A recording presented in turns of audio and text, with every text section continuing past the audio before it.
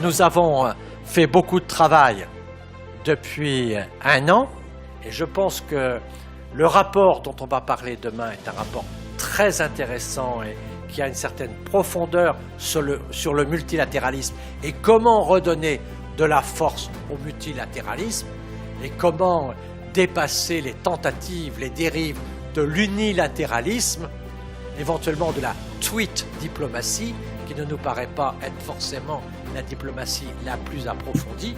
Et donc, nous souhaitons avoir cette discussion sur le dialogue multilatéral. Bienvenue à Paris, bienvenue en France pour cette deuxième édition de la conférence des leaders pour la paix.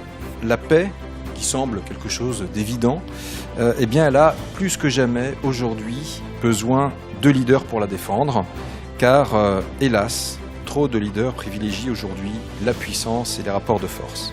Et je me réjouis d'une chose, c'est que, un an plus tard, le cercle des leaders pour la paix s'est élargi et Dieu sait qu'on en a besoin. Merci à vous, Monsieur le Premier ministre, merci à chacune et à chacun d'entre vous.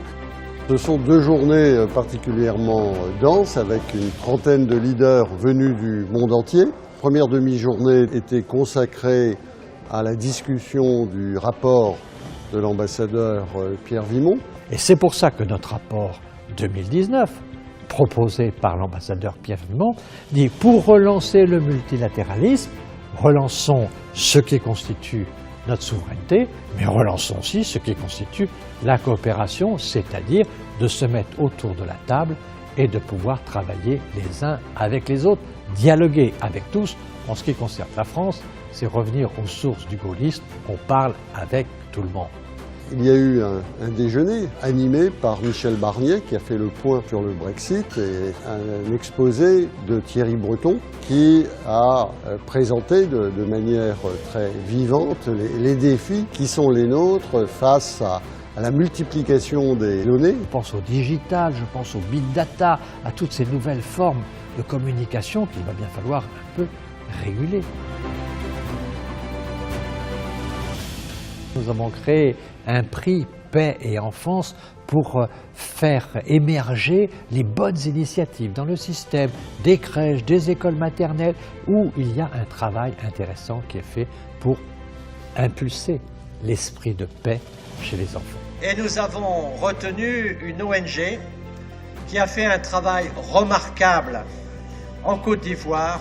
Elle porte le très joli nom de Graines de Paix.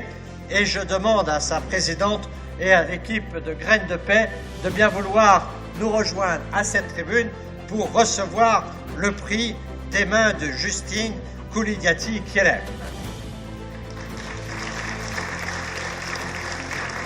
Puisse votre action puisse continuer pour fortifier le capital humain indispensable pour assurer la paix.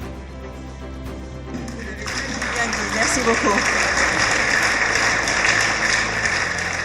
Et ce travail-là, il faut le faire partout. Il y a des écoles de guerre partout, il n'y a pas beaucoup d'écoles de paix. Nous avons eu ce que l'on appelle un Peace Lab. On réunit une cinquantaine de personnalités internationales, mais surtout des experts du sujet, qui vont faire des propositions très concrètes. Comment aujourd'hui permettre aux femmes d'être plus efficientes dans les processus de paix. Œuvrer pour la paix nécessite que l'on compte sur tout le monde. Il faut travailler, il faut créer une culture de paix. Les guerres se passent surtout à cause d'un manque de connaissance de l'autre. Et donc il y a un travail en commun qui se fait, et un travail qui se fait en confiance parce qu'on peut vraiment se parler. Il faut se parler pour comprendre l'autre. C'est plus de coopération, plus de synergie, plus de dialogue. Mais c'est la volonté qui fait les changements. Parce qu'il y a à la fois la réflexion et l'action. Ça veut dire que c'est le travail qu'il faut continuer et donner aux générations qui vont venir. Plus on les met en avant, plus on construit des familles apaisées et on construit un monde de paix. Et c'est pour ça que nous sommes rassemblés, leaders pour la paix, 7 anciens premiers ministres, 7 anciens ministres des Affaires étrangères, 2 prix Nobel, des diplomates, des patrons d'organisations multilatérales comme Mme Bokova ou comme M. Ban Ki-moon, un certain nombre de gens qui ont de l'expérience, mais qui veulent mettre cette énergie au service de cette très belle cause qu'est la paix.